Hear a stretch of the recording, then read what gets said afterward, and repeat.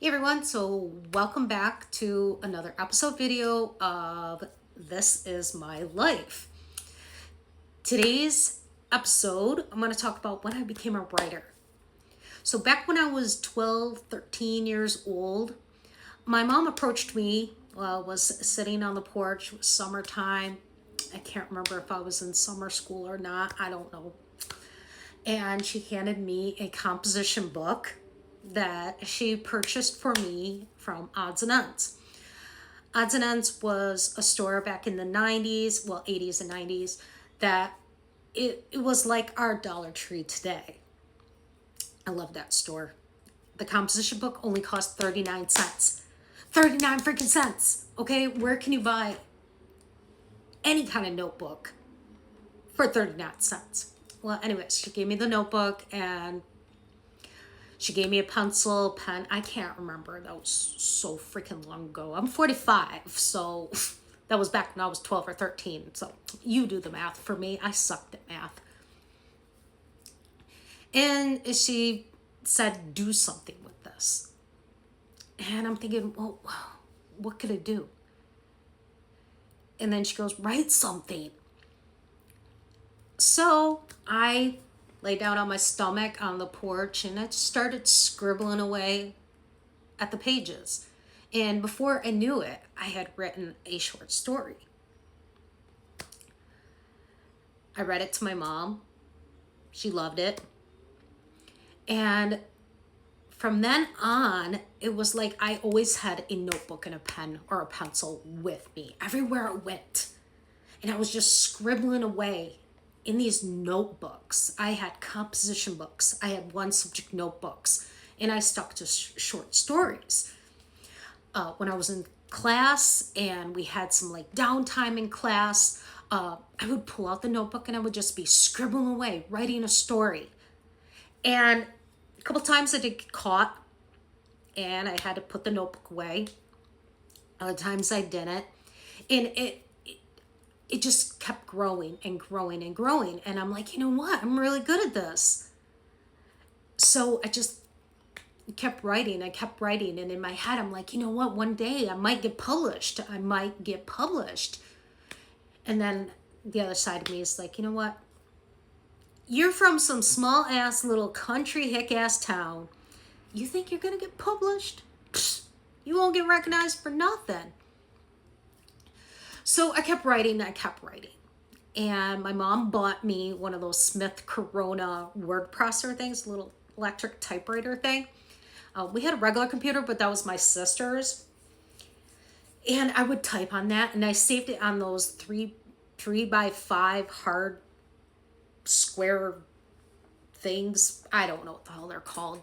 Don't ask. I'm getting old. My memory is like shot. And I would save it on there. And we went to, I don't know if it was Ames or Walmart, and got me the big pack, the multicolored ones.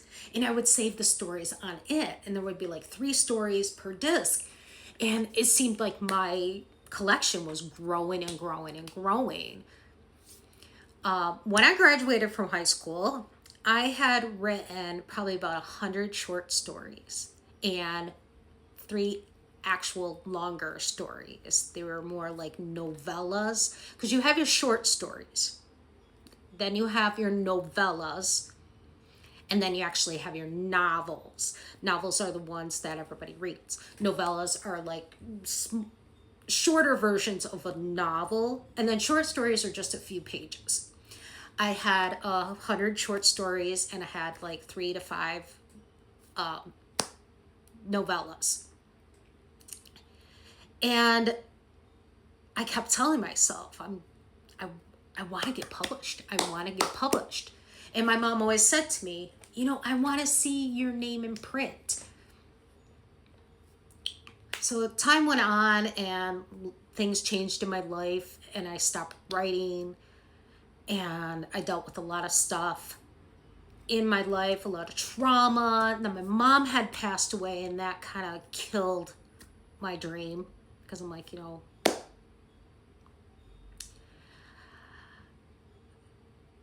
and then I always thought I'd disappoint her if I did get published. and it became a flop. But then years went by and I decided to grab my laptop and start writing again. After I finished writing, I decided that I was going to submit that novella or novel. I can't remember. It's a little bit shorter than a novel. Submit that manuscript. I had everything that I needed. I had the right amount of words, word count. I had the right, genre that I was submitting for. Everything was kosher. And I sat and waited and waited and waited to hear back. And I'm like, you know what? This is just going to be a freaking flop. And one day I got an email. This was in 2012. One day I got an email and I got the greatest news in my life. My manuscript got approved to be published. So I got published in January of 2012 for the very first time in my life.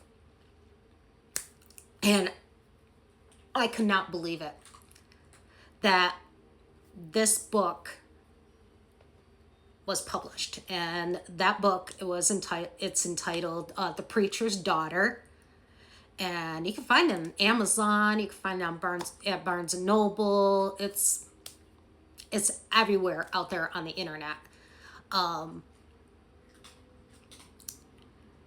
So after that, knowing that I was able to get something published, I decided, you know what?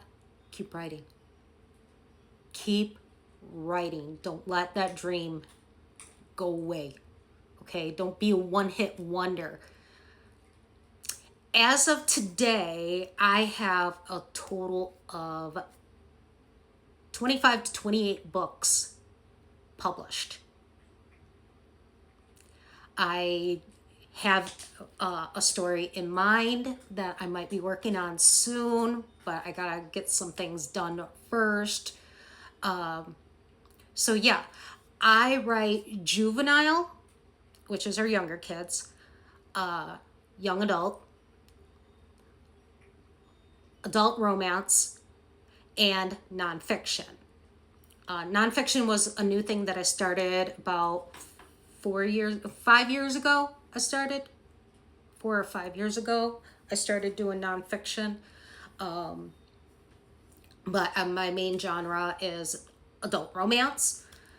So I have one in mind, and it's going to be an adult romance, but it's also going to be like a mystery, suspense, which is a little different because that's not something I normally write, but I'm going to try to attempt to see where that goes. So yeah, that's how I became a writer. That's what led up to everything that led up to me being a published author. So if you have any questions, you can leave it in my comments or you can message me directly. So bye for now.